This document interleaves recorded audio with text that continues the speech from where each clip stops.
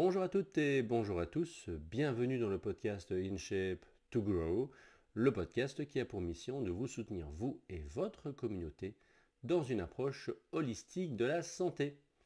Je trouve qu'en effet aujourd'hui nous sommes trop souvent confrontés à des extrêmes lorsqu'il faut faire un choix. Je vous propose différentes thématiques pour trouver une voie du milieu. Alors cette semaine, je suis très heureux de vous retrouver après quelques semaines d'absence.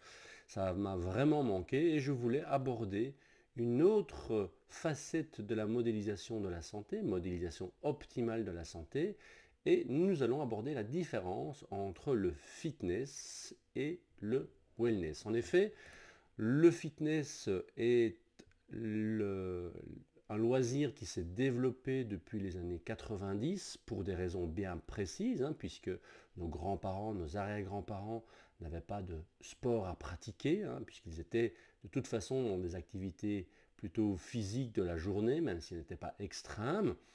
Et petit à petit, on s'est rendu compte que nos activités professionnelles devenant de plus en plus sédentaires, il fallait pallier à la problématique de la sédentarité qui, je le répète, est aussi dommageable pour la santé que la consommation d'alcool et de junk food et de cigarettes combinées. Alors si je reviens un peu en arrière, au paléolithique, puisque tout ce qui vient du paléo semble être la référence, nous dit Historical Background and Evolutions of Physical Activity Recommendations, eh bien, les préoccupations liées à la subsistance, justement au paléolithique, étaient généralement divisées en périodes de 1 ou 2 jours d'efforts intenses et ardus, suivies de périodes de 1 à 2 jours de repos et de fêtes. Pendant ces jours de repos, cependant, un effort moins intense, mais toujours intense, accompagné de visites aller-retour de 6 à 20 miles dans d'autres villages, était d'usage pour voir les parents et les amis et faire du commerce avec d'autres communautés. À la maison, eh bien, c'était réservé à la danse, aux jeux culturels et aux activités sociales. Donc, on se rend compte que depuis le paléolithique où nous avons la même génétique, même s'il y a des adaptations, eh bien, nous avons perdu énormément. Du coup, c'est le fitness qui s'est mis en première ligne pour pouvoir pallier justement à cette problématique. Fitness qui a d'abord commencé par des salles de musculation que nous avons à l'époque empruntées aux culturistes, et puis on s'est bien rendu compte que ce n'était pas suffisant. On a donc augmenté les machines réservées aux cardiovasculaires, avec parfois des salles où il y avait des centaines de tapis l'un à côté de l'autre. Et puis on s'est rendu compte petit à petit, au début des années 2000, qu'il fallait quand même avoir une stimulation musculaire. Aujourd'hui, beaucoup d'études montrent qu'effectivement, le renforcement musculaire est vraiment important pour la longévité, que ceux par exemple qui ne font que du cardio, ça c'est une étude suédoise, eh bien ils auront des lacunes dans certains domaines de leur santé par rapport à quelqu'un qui ne fait pas du tout de sport. Donc on voit qu'effectivement, se concentrer sur un seul domaine n'est pas suffisant. Donc le cardio, la muscu, c'est quelque chose qui est souvent préconisé dans le domaine du fitness. Mais ces dernières années, on est quand même allé plutôt vers un entraînement dit fonctionnel. Les salles, surtout par exemple aux États-Unis, j'ai un très très bon ami avec qui j'ai travaillé à Bruxelles, qui est néo-zélandais, qui est maintenant directeur de programmation dans une chaîne de fitness ou de wellness, devrais-je dire, à Chicago, aux États-Unis.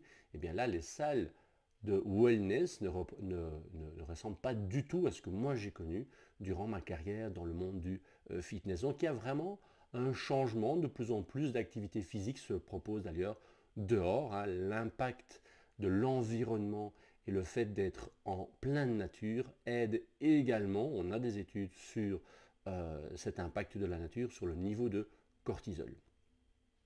Eh bien, cette approche, je l'ai effectivement depuis de nombreuses années et j'ai eu la chance justement, en travaillant avec Richard, cet ami néo-zélandais à Bruxelles, de déjà voir le changement entre le fitness et le wellness. Et je me souviens justement d'une cliente à l'époque qui m'a vraiment marqué dans cette réflexion. C'était au tout début de ma carrière. J'avais déjà cette approche holistique par l'influence de Paul Chek. Eh bien, cette personne était un peu la référence pour la jante féminine dans cette salle de fitness. Elle était effectivement ce qu'on peut dire fit. Elle était vraiment avec le poids fitness, avec la posture, avec musculature fitness. Mais ce que ces dames ne savaient pas, c'est que cet membre en particulier venait 2 fois par jour s'entraîner pour atteindre cet objectif, ce corps dit de rêve. Et de plus, donc c'est quelque chose qui n'est pas accessible à tout le monde, donc là on bascule vers, je dirais, une approche beaucoup plus addictive. Et ce que j'avais également remarqué, déjà à l'époque, c'est que si vous regardiez cette personne de profil, parce qu'elle faisait systématiquement 30 à 40 minutes de cardio, plus des abdominaux, pour avoir cette silhouette de guêpe.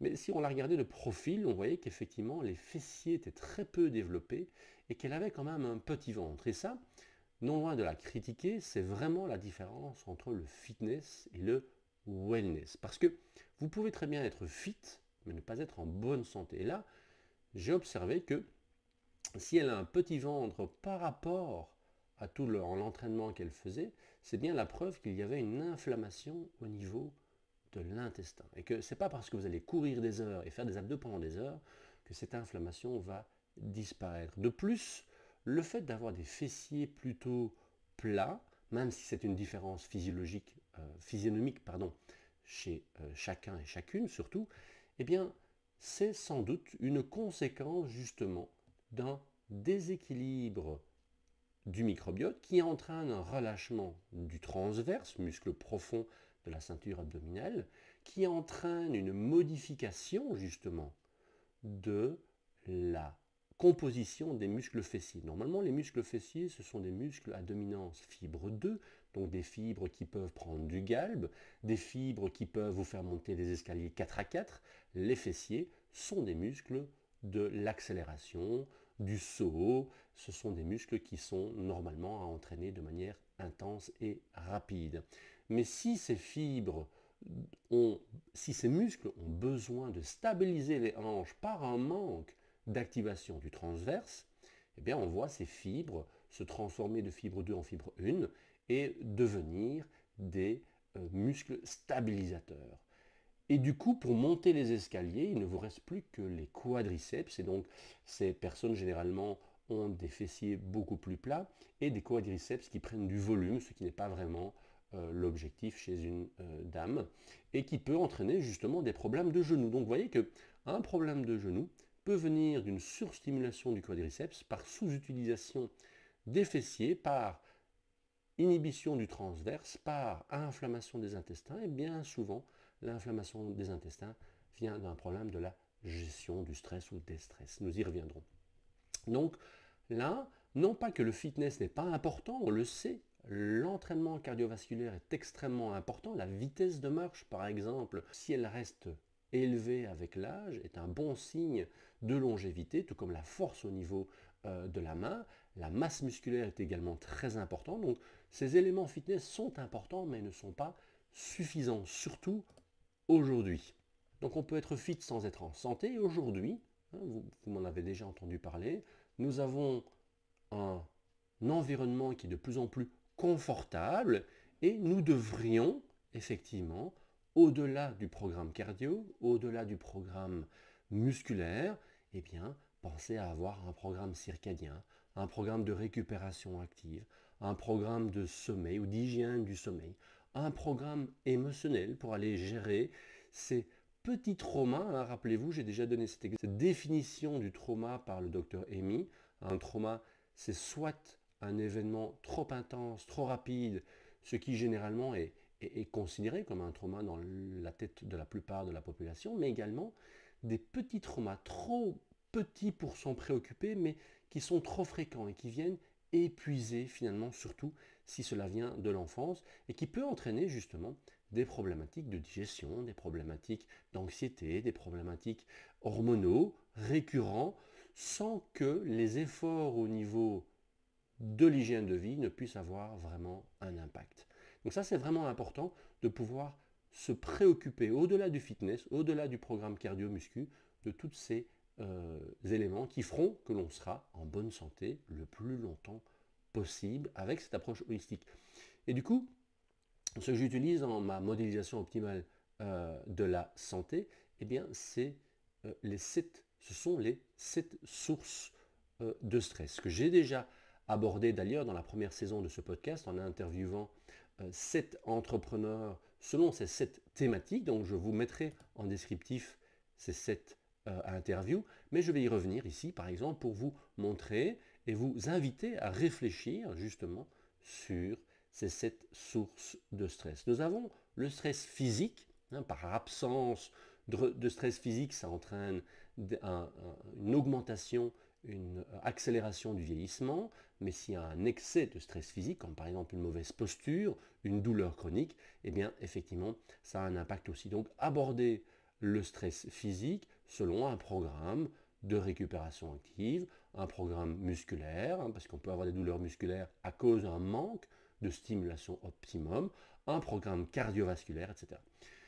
Nous avons également le stress biochimique qui est en lien direct avec la nutrition. Est-ce que vous avez une alimentation qui est cohérente par rapport à votre métabolisme, par rapport à votre génétique? Est-ce que vous mangez suffisamment? Est-ce que vous ne mangez pas trop fréquemment, etc. Donc tout ça, c'est à aborder au niveau du stress et du domaine biochimique. Nous avons également le domaine chimique, avec normalement une détox une fois par an.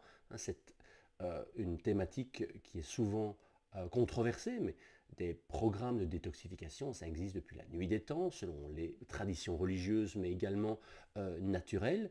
Et on sait aujourd'hui qu'un programme de détox une fois par an, essentiellement lié au jeûne ou au jeûne intermittent, eh bien, permet d'éliminer des petites cellules cancéreuses qui pourraient persister. Donc là, on devrait également, de par l'ensemble de la toxicité de notre environnement, aborder cette thématique selon un programme détox que l'on peut aborder au jour le jour, par semaine, par mois, par trimestre et par an. On a également le quatrième thématique que j'ai un peu modifié ces dernières semaines. Je l'appelais le stress thermique avec l'avantage du chaud et du froid sur la longévité. Mais je l'ai généralisé à un stress climatique parce que je me suis rendu compte justement qu'il était beaucoup plus facile de gérer le froid sans le froid et le vent. Et l'humidité et le chaud sont également deux choses qui peuvent s'accumuler.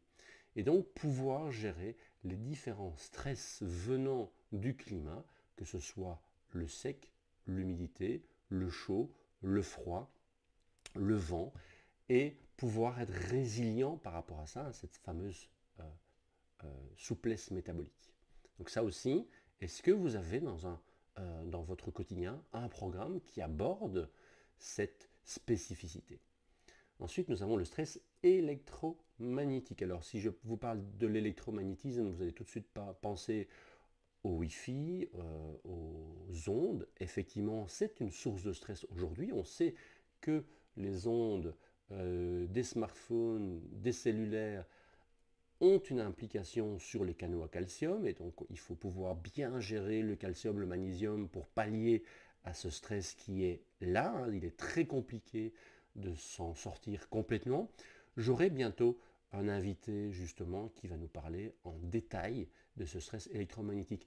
Mais l'électromagnétisme n'est pas limité justement au smartphone, au cellulaire, puisque techniquement, on va accumuler des ions positifs durant la journée, il faut pouvoir les éliminer durant la nuit, et donc le sommeil est une source de stabilisation électromagnétique importante, et le contact avec la Terre également. On a de très belles études aujourd'hui qui montrent à quel point, en ayant régulièrement un contact pieds nus avec le sol, avec la terre, avec le sable, avec l'eau de l'océan, c'est ce qu'on a également lorsque il y a un orage. Juste après un orage, généralement, l'air est très riche en ions négatifs et c'est très très important pour notre santé. Mais est-ce que l'on passe encore du temps dehors pieds nus ou dehors après un orage? Donc ça peut être également un programme à remettre dans votre programmation de santé optimale. Ensuite, il y a, comme je le disais tout à l'heure, un programme lié aux émotions, voir si les émotions sont bien gérées, peuvent être bien exprimées. Et là, effectivement, je reviens sur cette problématique des traumas qui est de plus en plus étudiée. De nombreux chercheurs font le lien entre des traumas inconscients et une biologie. Je pense à la théorie polyvagale. Je pense également à van den Kolk, The Body Keep the Score, qui est un fabuleux ouvrage que je suis en train de terminer. J'ai même dû faire une pause dans cet ouvrage tellement il était intense. Et donc on parle de MDR, on parle d'hypnose, on parle de choses qui peuvent libérer le système nerveux inconsciemment pour pouvoir fonctionner beaucoup mieux au niveau hormonal, au niveau digestif, au niveau immunitaire. J'ai récemment une nouvelle cliente qui est effectivement avec un système nerveux autonome très très faible. Elle va avoir une tension basse depuis toujours, elle va avoir des problèmes d'ouïe, elle va avoir une grande difficulté à gérer son système nerveux depuis toujours, mais j'ai appris que dans son enfance, elle avait bien compris que l'environnement était toujours une source de stress. Alors, quand on la voit réagir aujourd'hui, on voit que c'est une femme épanouie, c'est une femme qui a du succès dans son travail, mais derrière ça, il y a toute une série de mécanismes qui sont utilisés pour justement survivre et faire et avoir le masque du sourire dans un environnement qui, pour sa biologie, est extrêmement dangereux. Donc ça, c'est également un travail que l'on peut faire pour pouvoir améliorer la santé, la perte de poids, le système hormonal, la fertilité, alors qu'on n'est pas sur le domaine de la nutrition ou de la pensée positive. Parce que si c'est un problème de tonus vagal, eh bien il faut le travailler justement au niveau de la biologie. Mon travail sera de la remettre en forme pour qu'elle ait l'énergie d'aller gérer ça avec un thérapeute. Et puis il y a l'aspect psychologique. Le dernier stress qu'on pourrait aborder, c'est effectivement la psychologie. Est-ce que vous avez un programme lié à vos croyances, à vos biais? On a beaucoup parlé des biais cognitifs ces dernières années. Eh bien, ça pourrait être le moment de remettre en question certaines croyances. Un autre exemple avec une cliente qui avait des problèmes de thyroïde, suivie par un médecin fonctionnel, eh bien figurez-vous que sa thyroïde s'est améliorée à partir du moment où elle a repris des études, parce qu'elle avait trouvé sa voie. Or, la thyroïde est en lien effectivement avec cette capacité d'expression. Certains comprendront les liens tout de suite. Et donc, ça, ce n'est pas quelque chose qui est purement psychosomatique, c'est effectivement une thyroïde qui était au ralenti. Il faut toujours se poser la question pourquoi la thyroïde est au ralenti. Ça peut être un problème de toxicité du microbiote, ça peut être un problème d'épuisement professionnel, ou ça peut être un problème, dans ce cas-ci, d'expression. Donc il faut se poser la question. Alors, il y a d'autres liens aussi que je peux faire, par exemple la testostérone qui est produite effectivement grâce à des précurseurs au niveau de l'alimentation, au niveau d'un équilibre hormonal, mais qui sera aussi beaucoup plus produite si la personne va à l'extérieur. Aujourd'hui, avec toutes ces personnes qui travaillent en télétravail, qui ne sortent plus, ça peut effectivement avoir un impact sur la production de testostérone parce que vous n'avez pas besoin de testostérone à la maison. Vous en avez besoin lorsque vous êtes à l'extérieur. Donc si le corps ne voit pas si le corps ne voit pas l'intérêt de produire de la testostérone, eh bien il va diminuer cette production. Je vais vous donner un autre exemple justement de cette approche globale et holistique et plutôt dirigée vers le wellness. J'entendais récemment une personne parler de son cas dans un podcast et elle avait fait appel à un médecin fonctionnel qui avait observé un effondrement du sélénium malgré une consommation intéressante d'aliments riches en sélénium comme les noix du Brésil. Et donc, ce médecin fonctionnel expliquait que voilà, ça c'est un bon exemple d'une approche globale. Il faut une supplémentation parce que tant qu'on n'a pas de bilan, on ne sait pas voir comment ça se passe. Oui, mais moi, ma question, c'est de se dire, mais pourquoi cette personne, malgré un apport de sélénium optimal dans sa journée, a un taux de sélénium effondré? Alors, effectivement, le sélénium est un des nutriments que l'on teste en test génétique, parce que certaines personnes en auront besoin de plus que d'autres. Mais si on va un peu plus loin, on se rend compte que le sélénium, en kinésiologie appliquée, est en lien avec le grand dorsal. Donc on peut tester le tonus musculaire du grand dorsal, et s'il est faible, se référer à la capacité à l'organisme de gérer le sélénium, le zinc, la vitamine A et la vitamine E. C'est également un organe et un méridien qui est en lien avec le pancréas, avec la gestion de la glycémie et la production d'insuline. Et comme par hasard, cette personne, malgré une alimentation qui est pour la population générale excellente, eh bien, cette personne a quand même une hémoglobine glyquée trop élevée. Hémoglobine glyquée, c'est la molécule que l'on peut tester pour voir sur les 3 derniers mois comment cette glycémie s'est modifiée. Donc là, on a déjà une piste en quelques minutes de réflexion. On se rend compte que oui, le sélénium, il est effondré, mais l'hémoglobine glyquée est également trop élevée. Tiens, ça nous ramène au pancréas. Ce serait intéressant de faire un test musculaire sur le grand dorsal de cette personne et voir si c'est confirmé ou si ça n'est pas du tout une hypothèse. Et donc ça, pour moi, c'est une véritable approche holistique, voir si la problématique vient du physique, de l'émotionnel, du mental, voire même du spirituel. Généralement, il y a un mix entre les deux, mais voir quelle est la dominance et comment on peut réguler l'élément principal, je dirais, en amont, pour que tout puisse se réguler beaucoup plus naturellement. Cette approche, je l'ai depuis maintenant 20 ans grâce à la découverte des travaux de Paul Chek en 2000. Moi, je l'ai étudié à partir de 2001 et certifié en 2003. Et donc, c'est faire des petits efforts dans plein de domaines pour qu'au bout du compte, eh bien, notre vie ici sur Terre soit la plus fluide possible. Alors, évidemment, toute personne aura une histoire différente. Chez certaines personnes, ce sera assez rapide, assez carré. Pour d'autres, ça va demander une analyse et une réflexion et un travail beaucoup plus important. Malheureusement, nous ne sommes pas tous égaux, nous ne naissons pas tous égaux à ce niveau-là. Certains ont un bagage plus important que d'autres, des leçons peut-être, que sais-je, selon les croyances de chacun. Alors, vous allez me dire, oui mais David, tu nous parles d'énormément de programmes. Déjà, un programme cardio-muscu, j'avais difficile à le mettre en place, mais là, tu me parles de 7 programmes minimum, oui. Vous allez peut-être penser que c'est extrême ou que c'est contraignant, mais c'est quelque part le piège dans lequel nous sommes, hein, parce que la vie de nos grands-parents, de nos arrière-grands-parents était beaucoup plus intense, beaucoup plus rude, il y avait moins de loisirs.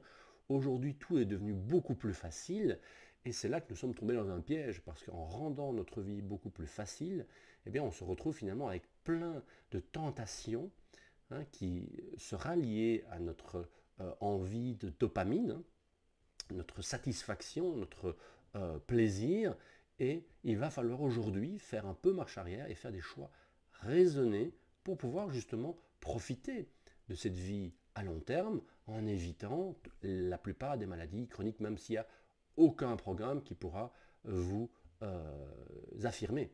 Ça, il faut rester humble et on y reviendra. Que grâce à ce programme, vous allez éviter toutes les maladies chroniques. Ça, personne ne peut le prévoir. Mais en tout cas, on peut y travailler. Ça aussi, nous y reviendrons dans la quête du héros ou de l'héroïne.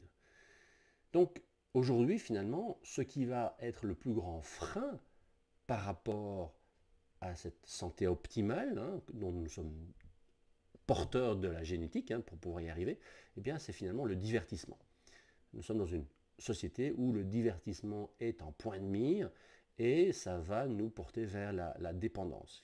Et finalement, cette dépendance va répondre, comme je le disais tout à l'heure, selon certains auteurs, à nos traumas, et qui chercheront à s'exprimer à travers des addictions et ce lien avec la dopamine pour pouvoir ressentir un peu de plaisir. Parce que nous ne sommes pas, à mon sens, sur Terre pour souffrir, mais il faut trouver le juste milieu. Et là, je vais faire référence à un auteur, un youtubeur, philosophe que j'aime beaucoup, qui s'appelle Charles Robin, alias le précepteur, et qui nous parle dans une de ses vidéos que je mettrai en référence de la boétie. Et la boétie, ou la boétie, qui est en fait le divertissement, donc défini comme ceci. Le divertissement, c'est une ruse du pouvoir pour un amollissement de la volonté, une accoutumance au divertissement, qui vous finalement éloigne de vous poser les bonnes questions, de vous sortir de ce système de la consommation, que ce soit la consommation de la junk food qui est addictive, qui va produire cette dopamine, ou de la consommation de médicaments qui vous permet de rester dans un circuit bien précis. Alors petite parenthèse justement sur ce YouTuber, parce que parfois on a une image, une étiquette justement liée à nos croyances sur ce qu'est un YouTuber, mais ici c'est un YouTuber assez particulier, Charles Robin. Il est précepteur et enseignant en philosophie, français et en mathématiques. Depuis plusieurs années, il accompagne des élèves de tout niveau dans leur parcours scolaire. Ces élèves l'apprécient pour son franc-parler, son sens de l'écoute et sa capacité à rendre claires des notions parfois complexes. Et c'est ce qu'on retrouve dans sa chaîne YouTube que je vous recommande vivement. Son projet à terme était de créer une école populaire autonome dans laquelle seraient valorisés les savoirs fondamentaux, les arts et l'initiative collective. J'espère avoir un jour Charles dans ce podcast pour vous le présenter. Donc, revenons dans la modélisation optimale de la santé. Je propose donc de réfléchir au programme que vous pourriez insérer dans votre quotidien. Et à partir de ces programmes, vous allez pouvoir définir des activités individualisées, parce que si vous avez un programme, par exemple, physique, eh bien, selon votre personnalité, votre histoire, vos préférences, eh bien, ce sera plutôt aller faire un sport collectif, ou ce sera plutôt aller courir dans les bois, ou faire un travail de mouvement naturel. Tout en sachant qu'il y a nos préférences et puis il y a nos déficits. Donc ça, c'est effectivement le rôle du coach, de pouvoir définir, tiens, mais quels sont vos besoins et quelles sont vos envies, et de faire la part des choses pour avoir un petit peu des deux. Et donc, ça c'est par exemple sur un travail physique, mais si on parle de travail de récupération, sur le tonus vagal par exemple, eh bien on peut avoir la méditation, mais on peut aussi avoir simplement des exercices de respiration. La coachée dont je vous ai parlé tout à l'heure, qui est persuadée que l'environnement, en tout cas inconsciemment, que l'environnement est dangereux, elle m'a dit que la méditation n'était pas pour elle, ça l'a stressée, ça l'a angoissée, et bien on va devoir travailler sur une autre manière de travailler son tonus vagal. Donc il y a toujours, par rapport à ce programme défini dont vous avez besoin, des activités qui vous seront personnalisées pour arriver justement à l'objectif.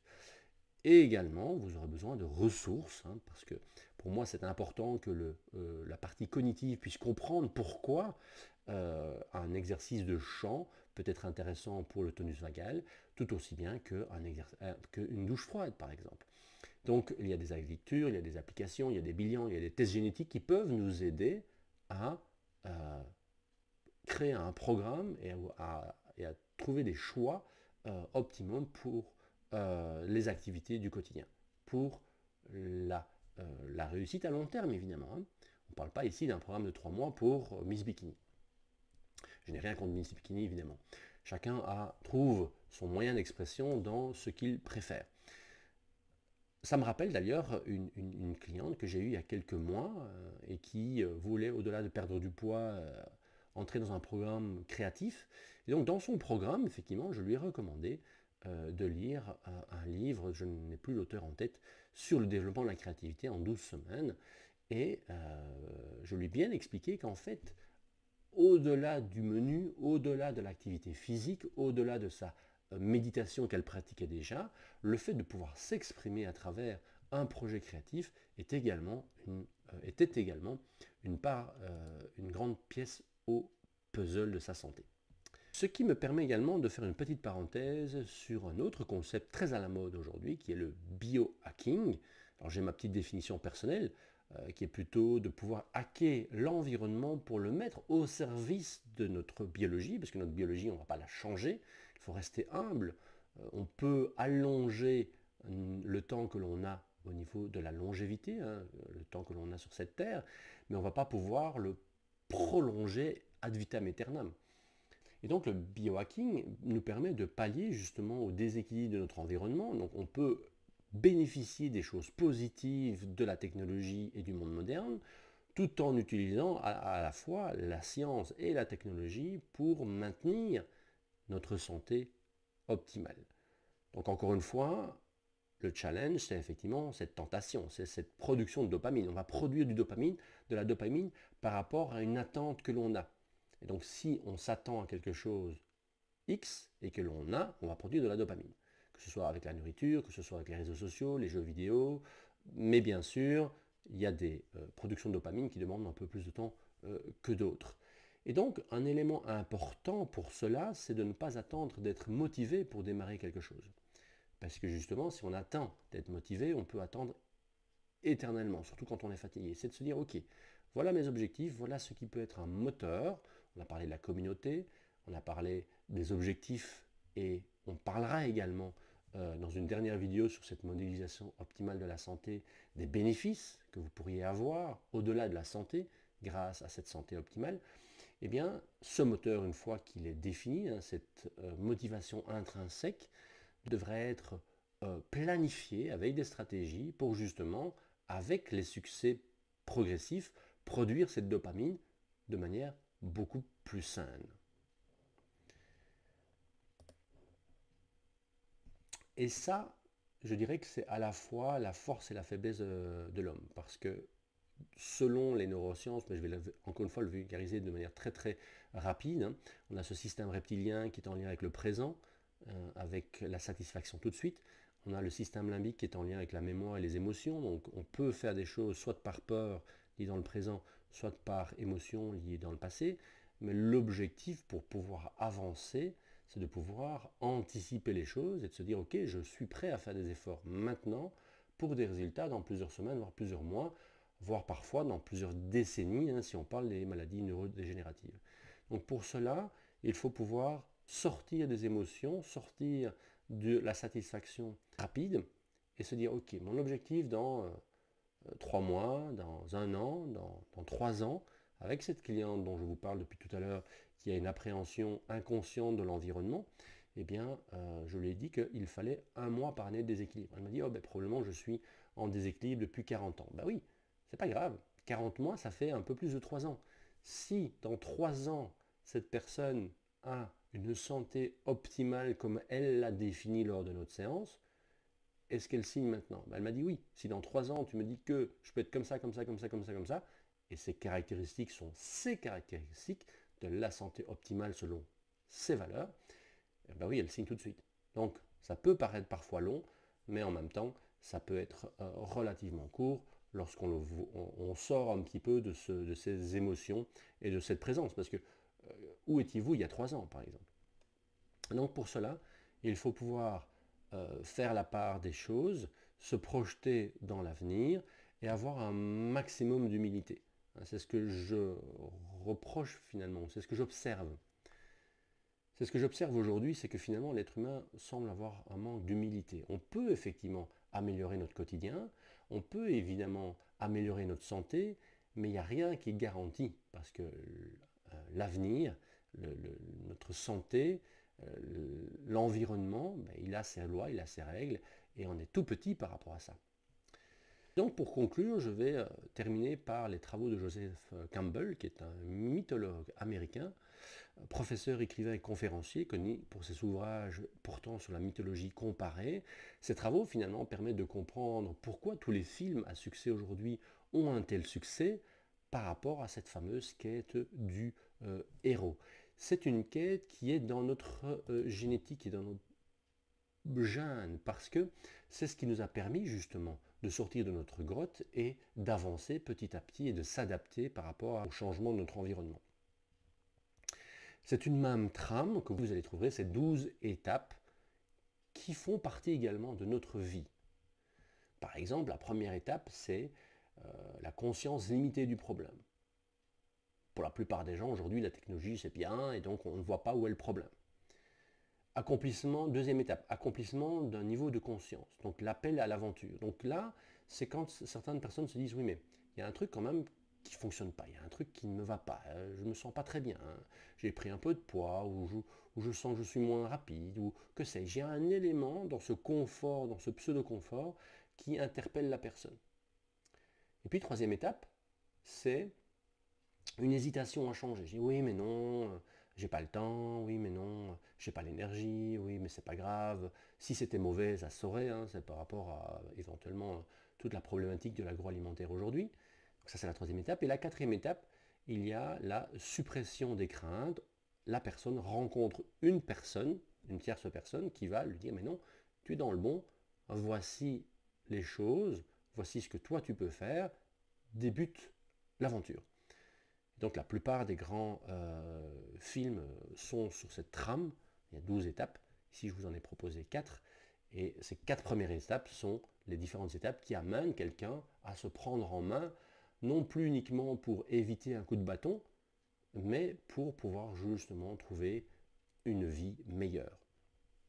Et donc, cette quête du héros est vraiment intéressante dans ce processus du fitness-wellness, parce que si vous vous limitez au fitness, bah oui, on va perdre un peu de poids, on va être un peu plus fit, et on va être un peu plus musclé, mais est-ce que c'est vraiment ça qui va vous permettre d'être mieux émotionnellement, qui va vous permettre d'être mieux dans votre relation, qui va vous permettre de vieillir sereinement, qui va vous permettre d'éviter justement les aléas des maladies chroniques que l'on pense être soit le hasard, soit la génétique, mais même si vous avez un gène de l'Alzheimer, par exemple, vous pouvez limiter toutes les stimuli qui vont mettre en avant ce programme-là. Vous avez le programme, mais vous pouvez le laisser dormant pendant toute votre vie, ou en tout cas le plus longtemps possible, hein, puisque, je le disais tout à l'heure, il faut quand même rester humble et on a chacun nos leçons, nos défis à relever. Et donc, ce que je vous propose aujourd'hui, suite à ce podcast, qui j'espère vous a inspiré un minimum à revoir votre programme de remise en forme global, holistique, pour une santé optimale, c'est effectivement d'aller dans ce changement. Nous sommes dans une ère de changement, on le voit dans les réactions sur les réseaux sociaux par rapport aux différentes nouvelles, hein. Il y en a encore eu cette semaine qui ne sont pas piquées des verres, ça divise les gens. Eh bien, il faut aller dans le changement. Il faut que nous soyons, chacun et chacune, beaucoup plus flexibles, métaboliquement, psychologiquement, émotionnellement, pour pouvoir justement faire la part des choses et trouver la voie du milieu, ce que j'espère pouvoir vous partager à mon niveau. Donc en résumé, si vous êtes coach, je vais vous inviter à ouvrir votre boîte à outils et voir ce qu'il vous manque par rapport, par exemple, aux 7 sources de stress. Est-ce que vous avez des outils, ou en tout cas des pistes, hein, parce que je ne vous demande pas de devenir thérapeute émotionnel évidemment, mais de pouvoir reconnaître les personnes qui vont avoir besoin d'un soutien émotionnel par rapport à une perte de poids, par rapport à une gestion du stress, et pas uniquement travailler sur le cardio et la muscu, même si ces deux paramètres, je le répète, sont importants, donc on ne va pas tout jeter à la poubelle. Le yoga n'est pas suffisant. Bon, même si le yoga à la base était là pour renforcer le corps et pas simplement pour l'assouplir, eh bien, c'est peut-être pas suffisant. En tout cas, aujourd'hui, dans le 21e siècle que nous vivons aujourd'hui. C'était d'ailleurs la thématique d'un webinaire que j'ai donné la semaine dernière sur le coaching au 21e siècle. Si vous êtes coach et ça vous intéresse, n'hésitez pas à m'envoyer un email sur david.germo@gmail.com et je vous enverrai le lien de ce replay si vous êtes intéressé par les outils du coach du 21e siècle, en tout cas quelques pistes de travail. Si vous n'êtes pas coach, hein, donc pour tous les autres, eh bien, je vais vous inviter à revoir justement les 7 sources de stress et de définir dans quel domaine vous sentez que oui, il y a peut-être quelque chose à faire. Peut-être que vous êtes déjà en bonne santé physique, cardio, muscu, mais que éventuellement au niveau circadien, au niveau sommeil, au niveau détoxification, vous avez des petites lacunes et que vous avez besoin alors à ce moment-là d'un soutien. N'hésitez pas à télécharger sur mon site cette modélisation optimale de la santé que vous pouvez avoir gratuitement et qui vous permet de reprendre les 9 domaines dans lesquels je vous invite à avoir une réflexion pour développer votre santé optimale. Aujourd'hui est une xème vidéo sur cette modélisation, il m'en restera une à faire, et donc vous devriez avoir, en regardant les différents podcasts ou en les écoutant, eh bien vous devriez pouvoir faire votre modélisation optimale. Bien sûr, je me tiens à votre disposition si vous avez besoin d'une séance et d'une séance de coaching personnalisée. C'est 90 minutes. On analyse la santé que vous avez aujourd'hui selon vos critères, vos références. Et ça dure 45 minutes. Et puis on fait la même chose pour votre santé optimale. Et c'est là où je vous guide avec les questions bien précises pour pouvoir, après ces 90 minutes, avoir un ensemble de points stratégiques à mettre en place. Voilà, j'espère que cet épisode vous a inspiré. J'étais personnellement très content de revenir sur les ondes pour pouvoir vous partager une thématique. Et d'ici notre prochain rendez-vous, eh bien, prenez soin de vous.